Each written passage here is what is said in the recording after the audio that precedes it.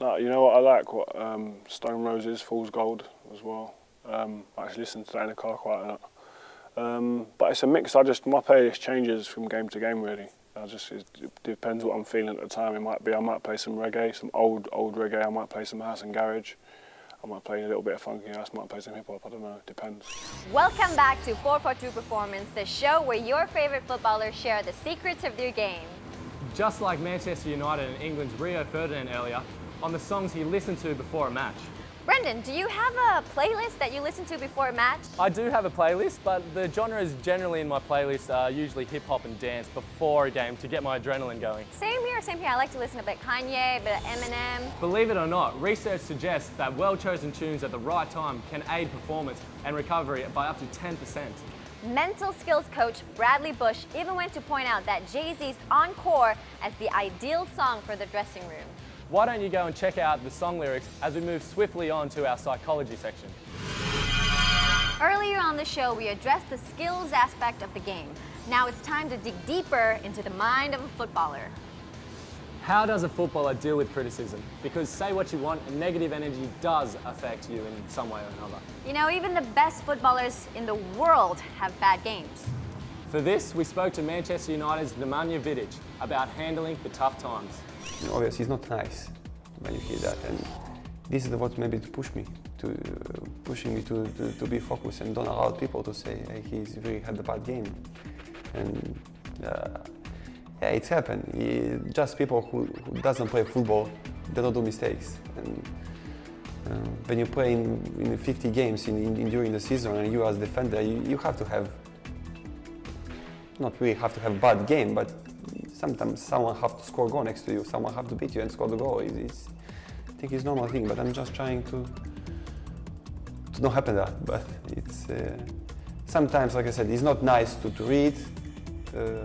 Sometimes they're writing good things, sometimes bad things, as well as saying bad and good things, but you're just trying to do your best and focus and to don't really disturbing you what is the people saying around you, because even sometimes when the people speaking nice about you, they can relax you and they make you to feel as, I would like to say,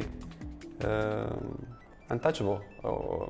But sometimes when the people speaking bad about you, they make you more focused and really want to prove them they're wrong.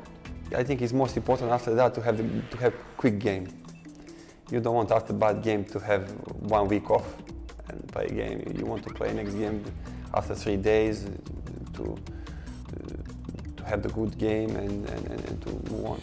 And it happened. I have as well few bad games, and it's and you really maybe when next game when you're playing, maybe you have more pressure, and sometimes maybe you ask yourself some questions, but when it's the referee blow the whistle, you just do the stuff instinctively, like by instinct, you know. Brendan, you're a professional footballer yourself. You played in Malaysia, Australia. What are some of the criticism that you had to deal with? Well, you have to deal with criticisms in every job, and the way you got to take it is just to take it as a constructive criticism. I deal with it within the media back home, and also with my coaches in the change room. But they're really there to help you. They're there to help you, and as you said, it can fuel you. That's good, yeah. And a player who plays in the center of the park like Brendan is Michael Carrick. The Manchester United and England star is well known for his role as a holding midfielder at Old Trafford. And he's got some pro tips for you.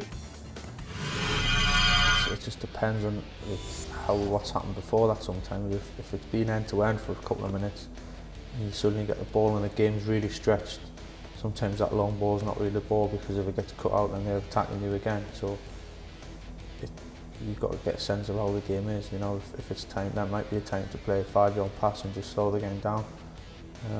Other times you get the ball in midfield and the game's stretched and you see a pass that's quite obvious and you'll try it. It's one of them risk-reward things, you know. Sometimes you take a bigger risk with a pass and hoping it'll come off. If it doesn't come off, then you know it's not the end of the world. So it's getting the balance right, really. If they're pressing you high and you haven't got a target man, you're in a little bit of trouble, really. You know, it's hard to get out. It becomes difficult. You know, you need to you need to rely on your own ability really to be able to play out. But even sometimes playing it in behind, if you haven't got a target man, just to get the defence turned and get them running back away. Even if they end up kicking it back to the keeper who kicks it long, just to get them stretching, running back, just to get them thinking about running back the other way, just to keep them thinking really. Your first thought is, how far forward can you play it really? But then at the same time, you know, a 10-yard forward pass can be 100 times better than a 60-yard forward pass that doesn't get anywhere. A 10-yard forward pass might take three midfielders out the game, and you've got your attacking midfielder running at their back four. So first thought when you win it back is always to play forward, but not necessarily direct forward. You know, it can be on the angles. It just depends on where their defence is. If their left back's gone attacking, and that's where you've won it back from, a lot of the time is, you know, you'll find a way of trying to penetrate the space he's left. The man responsible for developing Michael Carrick's passing talent at a young age was youth director Tony Carr. That was when he was way back playing for West Ham. Now, if you want to check out the kinds of drills the likes of Carrick, Frank Lampard, and Joe Cole had to go through at youth level, click on the link at the bottom of your screen or simply head down to our Facebook page. All right, 442 Performance is going to take a short break. Up next, some advice for those young ones out there on how to impress at a trial. But first, here's what Manchester United and Portugal winger Nani had to say on how he plans to raise his game this season. We'll be right back. Because I decided this year I want to win something, and I want to finish the league, finish the season, and say yes, I work well. Doesn't matter what I got or not, but I just want to grow up as a player and as a person. Yeah.